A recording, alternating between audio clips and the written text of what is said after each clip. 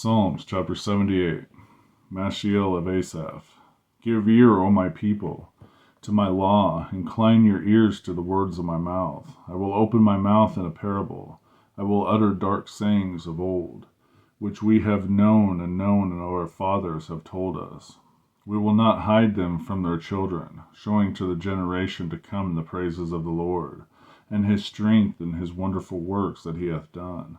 For he established a testimony in Jacob, and appointed a law in Israel, which he commanded our fathers, that they should make them known to their children, that the generation to come might know them, even the children which should be born, who should arise and declare them to their children, that they might set their hope in God, and not forget the works of God, but keep his commandments, and might not be as their fathers, a stubborn and rebellious generation, a generation that has set not their heart aright, and whose spirit was not steadfast with God. The children of Ephraim, being armed and carrying bows, turned back in the day of battle. They kept not the covenant of God, and refused to walk in his law, and forgat his works and his wonders that he had showed them. Marvelous things did he in the sight of their fathers, in the land of Egypt, in the field of Zoan. He divided the sea and caused them to pass through. He made the waters to stand as a heap. In the daytime also he led them with a cloud, and all the night with a light of fire. He clave the rocks in the wilderness, and gave them drink as out of the great depths. He brought streams also out of the rock, and caused waters to run down like rivers. And they sinned yet more against him by provoking the Most High in the wilderness.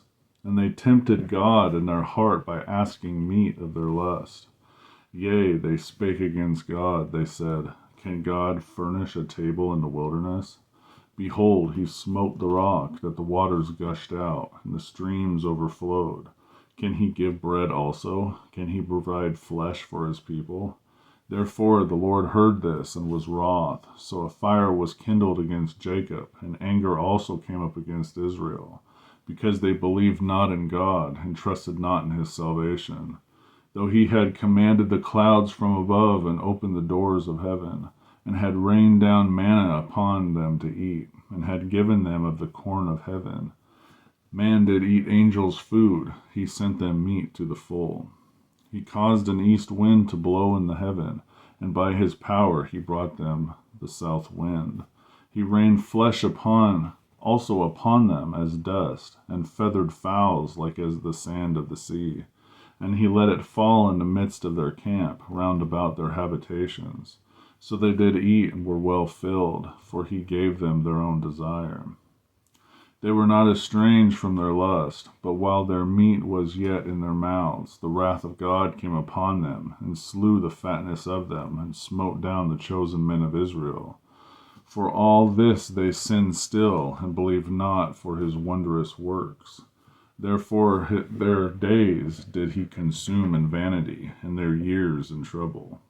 When he slew them, they sought him, and they returned and inquired early after God.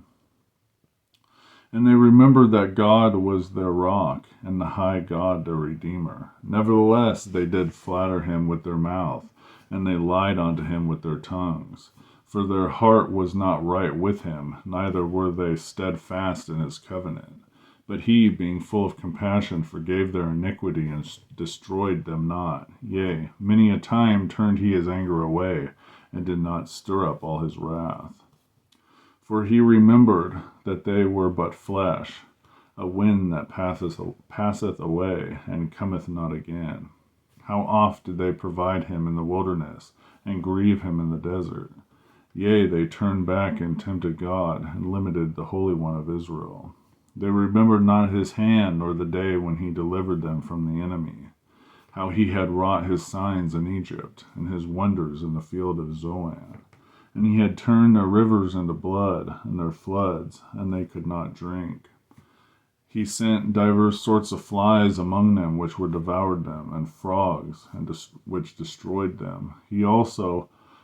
He gave also their increase unto the caterpillar, and their labor unto the locust. He destroyed their vines with hail, and their sycamore trees with frost. He gave up their cattle also to the hail, and their flocks to the hot thunderbolts. He cast upon them the fierceness of his anger, wrath, and indignation, and trouble by sending evil angels among them. He made a way to his anger. He spared not their soul from death. But gave their life over to the pestilence, and smote all the firstborn in Egypt, the chief of their strength in the tabernacles of Ham, but made his own people to go forth like sheep, and guided them in the wilderness like a flock.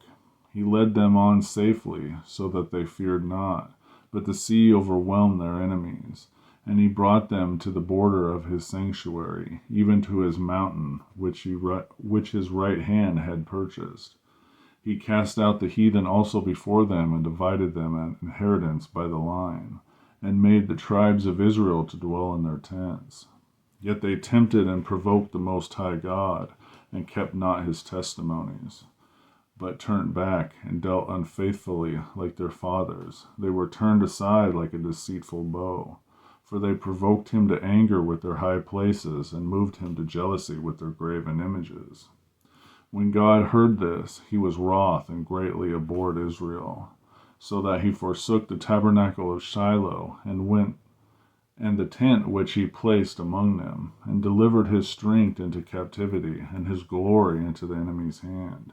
He gave his people over also unto the sword, and was wroth with his inheritance.